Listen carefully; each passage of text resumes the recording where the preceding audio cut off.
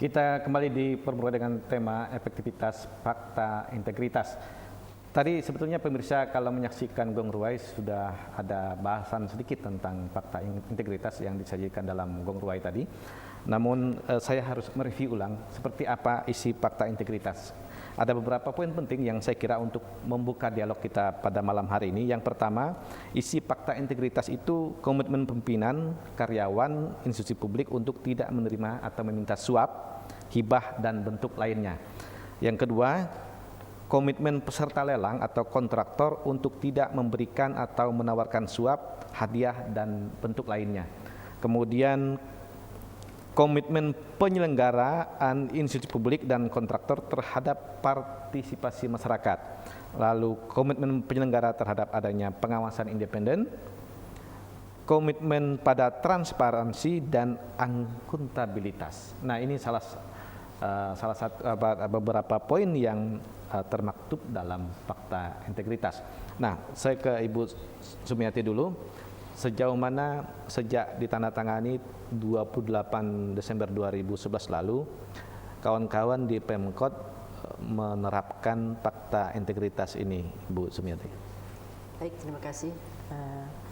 Kami dari pemerintah kota memang sudah melaksanakan penandatanganan fakta integritas ini mungkin sudah kurang lebih hampir setahun, Pak ya. Ini mengapa dilakukan? Kita memang pimpinan kita, wali kota, komitmen melaksanakan terutama berkaitan dengan korupsi. Jadi fakta integritas ini adalah merupakan janji dari seluruh pegawai terhadap tugas sebagai pegawai. Ini sudah kita lakukan dari pejabat eselon 2 sampai lurah. Ini sudah membuat komitmen menandatangani fakta integritas ini. Nah, ini ada pun tujuannya untuk memberikan pelayanan kepada publik supaya transparan, jujur, dan benar. Ini dengan adanya fakta integritas ini paling tidak pegawai sudah punya ada filter untuk melaksanakan tugas-tugasnya, tidak sembarangan lagi kita melaksanakan tugas. Karena apabila kita melanggar fakta integritas yang sudah kita tanda tangan ini adalah merupakan tanggung jawab pegawai masing-masing apabila terkait dengan hukum. Itu perjanjian kami, Pak. Kalau melanggar fakta integritas kan sama juga artinya melanggar janji atau sumpah PNS kan? Ya. Karena sumpah PNS juga sudah ada termaktub sebetulnya. Itu nanti akan dikenakan PP 53, hukuman disiplin pegawai, Pak ya. Jadi itu. Ya, baik.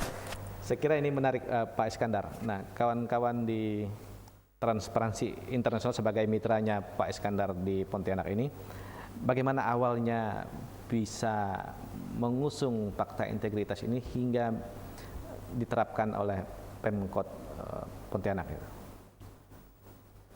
Terima kasih. Barangkali saya perlu bercerita sedikit ya tentang apa sih sebenarnya yang dimaksud dengan fakta integritas itu. Ya. Ini perlu kita review lagi. Sejauh ini kan yang diketahui oleh khalayak awam itu adalah bahwa fakta integritas itu ada sebuah sekedar tanda tangan pernyataan di atas kertas antara pemenang tender dengan pemerintah. Nah, itu yang dipahami oleh sebagian besar masyarakat.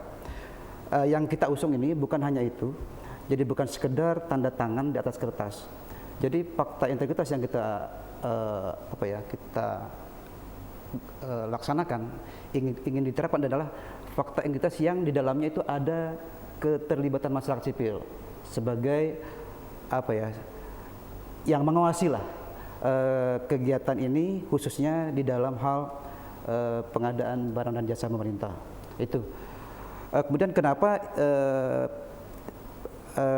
program ini dilaksanakan? Karena menurut catatan kami misalnya, kalau baca di websitenya KPK itu, bahwa sesungguhnya dari sejumlah kasus korupsi yang ditangani KPK itu 70% itu kasusnya adalah korupsi di bidang pengadaan barang dan jasa pemerintah. Nah, untuk itu TI, Transparansi Internasional Indonesia, membuat sebuah instrumen, tools ya. Inilah PI ini, fakta integritas. Jadi sehingga dengan adanya penjelasan ini kita hendaknya mengerti bahwa fakta integritas itu bukan tujuan, tapi instrumen untuk mengurangi praktek korupsi di pemerintahan, khususnya lagi di bidang pengadaan barang dan jasa pemerintah. Ya, ini semacam tools untuk pemerintah dalam melayani publik gitu, transparan, akuntabilitasnya terjamin, bersih dari KKN.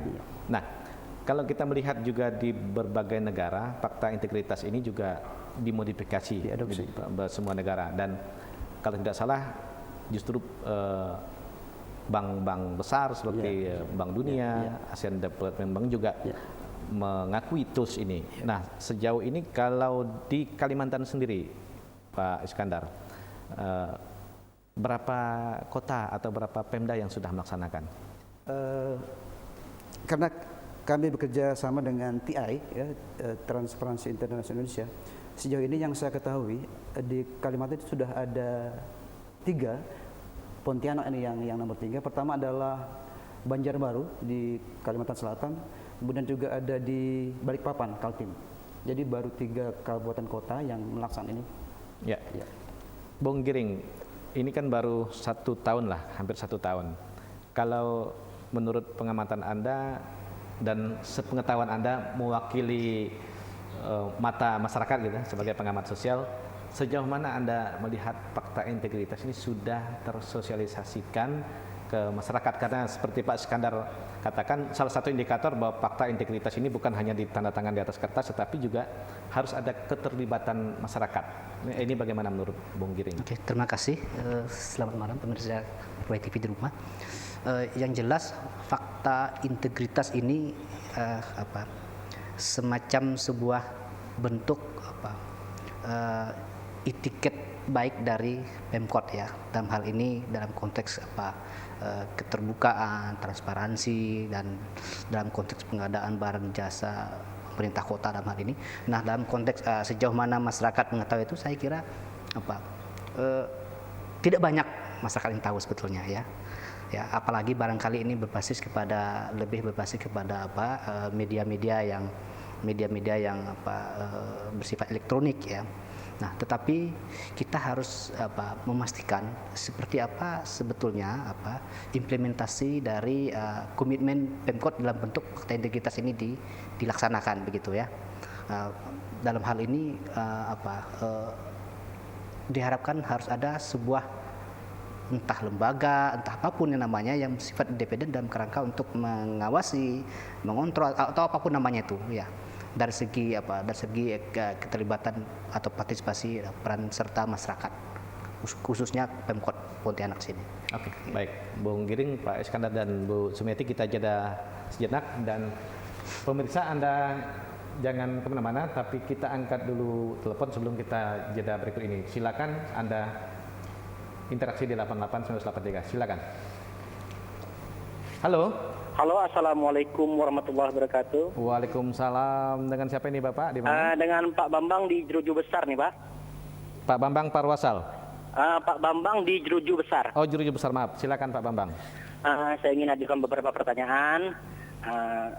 Yang pertama, sejak dideklarasikan 2011, apakah tingkat korupsi mengalami penurunan?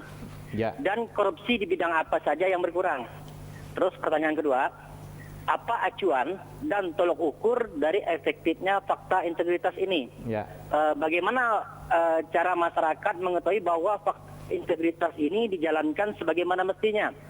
Dan pertanyaan terakhir, jika masyarakat mengetahui ada yang tidak beres dari sebuah proyek, di mana masyarakat harus melaporkan ketidakberesan tersebut? Dan apakah laporan tersebut bisa diakses oleh masyarakat setelah dilaporkan? Terima kasih. Assalamualaikum warahmatullahi wabarakatuh. Waalaikumsalam Pak Bambang. Terima kasih. Nanti akan kita jawab Pak Bambang setelah jeda berikut ini, dan Anda jangan kemana-mana, kami akan segera kembali.